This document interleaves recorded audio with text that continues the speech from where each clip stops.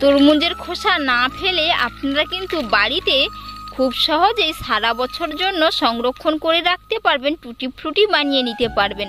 আর আপনি যদি আমার চ্যানেলে প্রথম হয়ে থাকেন, আমার চ্যানেলটিকে লাইক, শেয়ার ও সাবস্ক্রাইব করে নেওয়ার অনুরোধ রইল।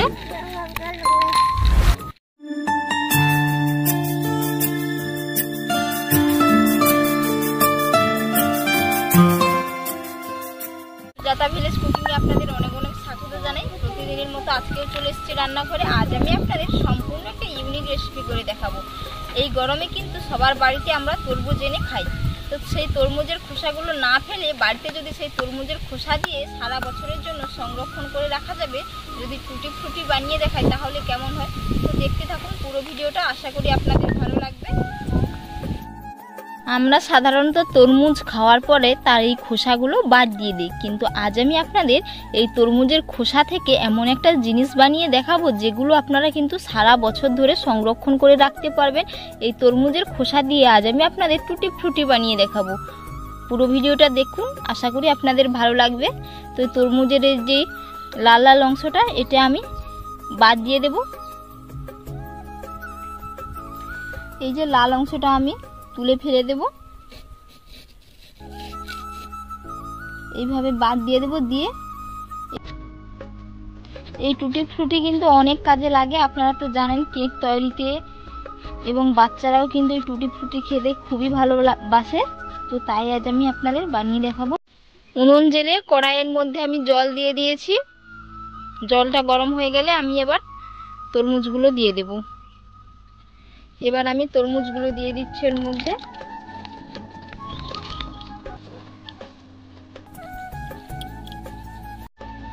এইভাবে আমি ঢাকনা লাগিয়ে দেব।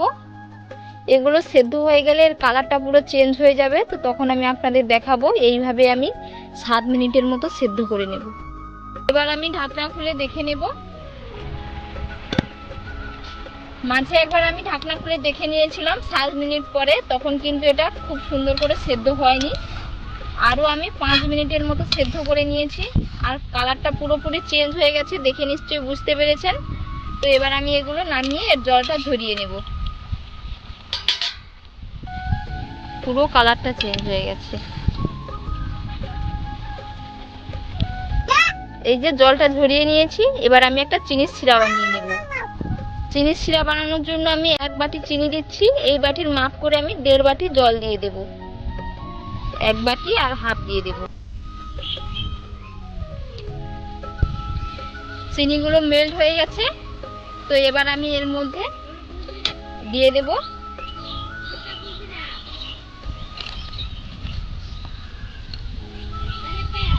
এইভাবে আরো আমি 10 মিনিটের মতো চিনির সিরার মধ্যে ফুটিয়ে নেব।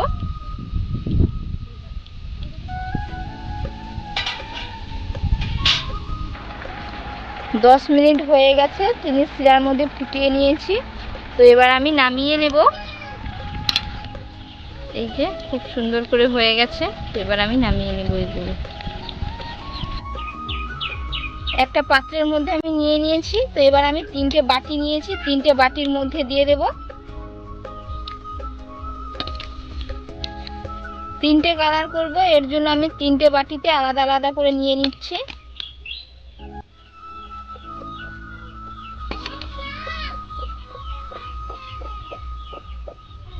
তিনটে বাটিতে আমি একই মাপ করে নিয়ে নিয়েছি, আর এর মধ্যে আমি চিনির সিরাও দিয়েছি।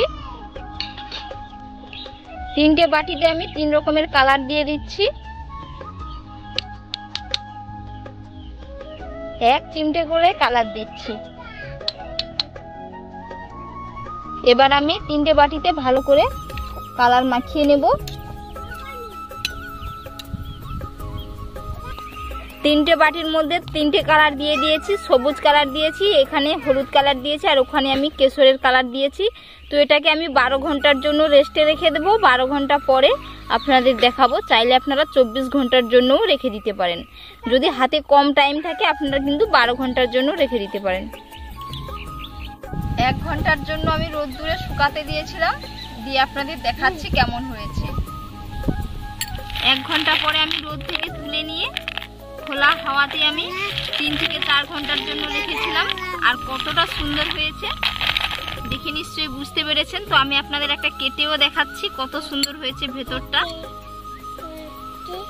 এই যে ভেতরটা কত সুন্দর হয়েছে, ভেতরে রসালো, আর বাইরে নিশ্চয়ই দেখে বুঝতে পেরেছেন।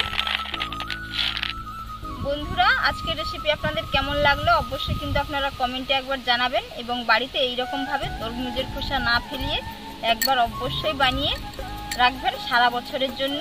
তো আপনারা ভালো থাকবেন, সুস্থ থাকবেন। নেক্সট ভিডিওতে আপনাদের সাথে দেখা হচ্ছে। আর এতক্ষণ পুরো ভিডিওটা দেখার জন্য আপনাদেরকে অনেক অনেক ধন্যবাদ।